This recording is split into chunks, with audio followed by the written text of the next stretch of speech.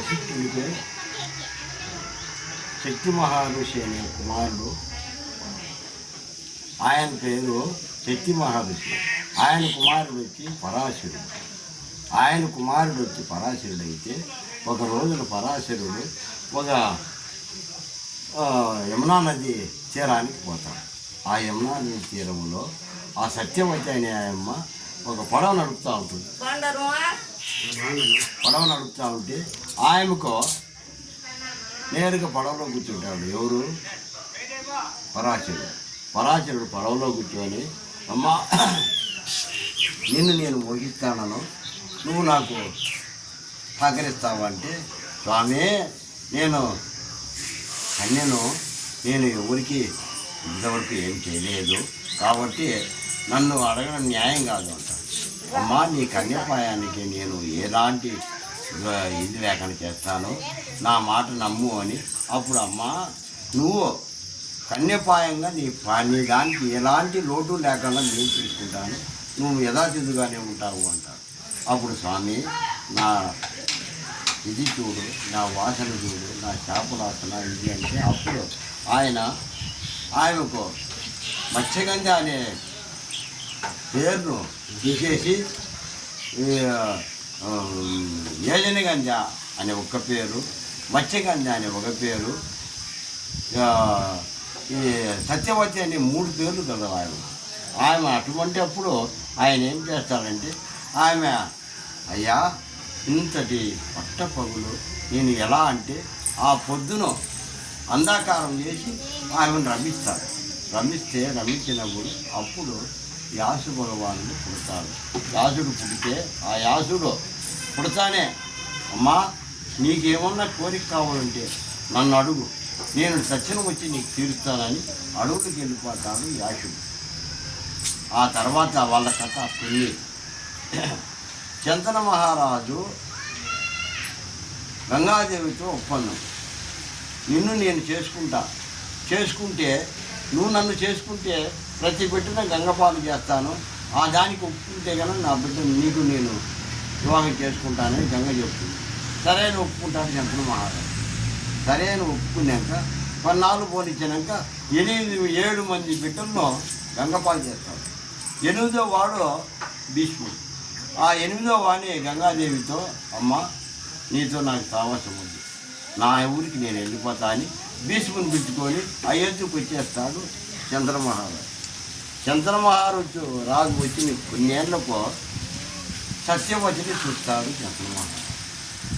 అప్పుడు చంద్ర మహారాజు నేరుగా వాళ్ళ అమ్మగారింటికి, ఆయన దాసరాజు వాళ్ళ తండ్రి పేరు సత్యవతి, తండ్రి పేరు దాసరాజు. ఆ దాసరాజు ఇంటికి పోయి, అయ్యా నీ బిడ్డను నాకు ఇచ్చే నేను పెళ్లి చేసుకుంటానంటాడు. అప్పుడు దాసరాజు ఉండుకొని, అయ్యా నీకింత మునిపే కొడుకున్నాడు భీష్ముడు, ఆయనకు సర్వరాజ్యమును వంటగలుగుతావు, నా కొడుకేమీ లేదు కదా, అందుకని నేను ఇచ్చేదానికి లేదంటాడు. ఆయన తిరిగి ఇంటికి వచ్చేస్తాడు. ఇంటికి వచ్చిన తర్వాత అన్నం తినడు, నీళ్లు తాగడు, ఏం లేకుండా మౌనంగా ఉంటే ఒకరోజు కొడుకు మంత్రితో అడిగితే ఇట్లా ఈ విధంగా దాసరాజు చెప్పినాడంట, అందుకు మీ నాయన చెప్పినాడంటే నేరుగా దాసరాజు ఇంటికి పోయి ఈ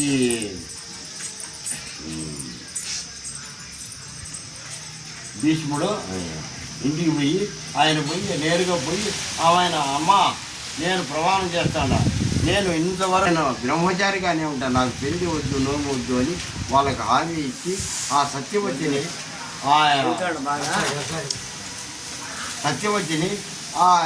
ఆ రాజుకి ఇచ్చి పెళ్లి చేస్తాను గుర్తుపెడతాడు. అప్పుడు చంద్ర మహారాజు పెళ్లి చేసుకుంటే ఆయనకు 2 కుమారులు, వీరుడు ఇచ్చిత్రుడు, వీళ్ళిద్దరూ పుడతారు. వాళ్ళిద్దరూ పుట్టిన తర్వాత వాళ్ళు పెద్ద అయ్యి వాళ్ళు ఎవరికి పిల్లానినప్పుడు అప్పుడు భీష్ముడు ఏం చేస్తాడు, కాశీరాజు స్వయంవరం దాటిస్తాడు. ఆయన 3 కూతుర్లు, అంబాలిక, అంబిక, ఈ 3 స్వయంవరం పెట్టింటాడు.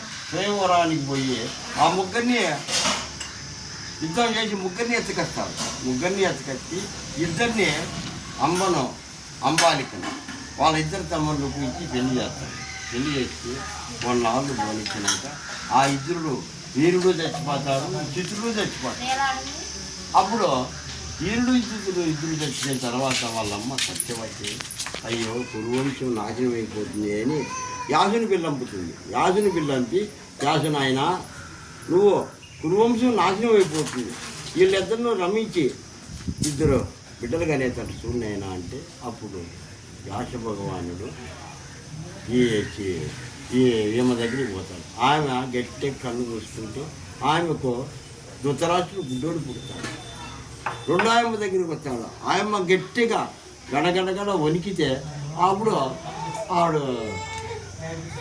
ఈడు పాండురాజు పుడితే వాళ్ళు ఇద్దరు అరుకులు కాదే అని మళ్ళా సత్యవతి అమ్మ నా నాయన నా మాటని ఇంకొకసారి క్షమించు అని అంటే అప్పుడు మాట్లాడుకొని ఇతనే ఒక దాసిని పంపిస్తాడు. ఆ చెడికెత్తే పోయి ఆయన దగ్గర పండుకుంటే ఆయనకు ఆ ఇదురుడు అనేవాడు పుడతాడు. ఆ ఇదురుడే మహాగుణవంతుడై ఇది అవుతాడు. ఆ ఇదురుడు పుడతాడు. ఇదురుడు పుడితే అప్పటికే రాజ్యము గుడ్డోడి చేతిలో ఉంటుంది. ధృతరాష్ట్రుడు ఆయన కొన్నాళ్ళు రాజ్యం వెళ్తాడు. కొన్నాళ్ళు రాజ్యం వెళ్ళిన తర్వాత అప్పుడు ఆయనకు 100 మంది కుమారులు పుడతారు. అందుకే పెళ్లి కావాలని పెళ్లి కూతురు ఎత్తుకులాడితే ఎక్కడా దొరకనప్పుడు గాంధారి రాజు అనే ఆయన పుత్రి గాంధారి ఆయనను కథనం ఆడతాడు. ఆ శాస్త్రంలో ఏం జరుగుతుందంటే ఆయనను ముందు భర్త ఎవరు పెళ్లి చేసుకుంటే ఆ భర్త చనిపోతాడని శాస్త్రం చెప్తుంది. శాస్త్రం చెప్పినప్పుడు అప్పుడు ఆయనను మేకపోతుకి ఇచ్చి వివాహం చేసి తర్వాత ధృతరాష్ట్రుడికి ఇచ్చి పెళ్లి చేస్తారు. ఆ తర్వాత ఆయనకు బిడ్డలు 100 మంది అవుతారు. ఆ 100 మందిలో అగ్రజను గనుడైన దుర్యోధనుడు దుశ్శాసనుడు వీళ్ళు 100 మంది ఆయన కుమారులు. 100 మంది ఆయనకు పుడతారు. అప్పుడు భీష్ముడు ఆ విధంగా పుట్టిన తర్వాత ఎందుకు కారణంగా బంధించినాడంటే భీమసేనుడు ఒక రోజున దుర్యోధను చల్లేది, ఆ మెతుకులన్నీ ఏరి ఆ శకునికి తినిపించేది. ఆ శకుడు పెద్దోడయ్యి గాంధారి ఈ వంశాన్ని సర్వనాశనం చేయమని వాళ్ళ నాయన ఆదేశాలతో ఆయన పెరిగి పెద్దవాడవుతాడు.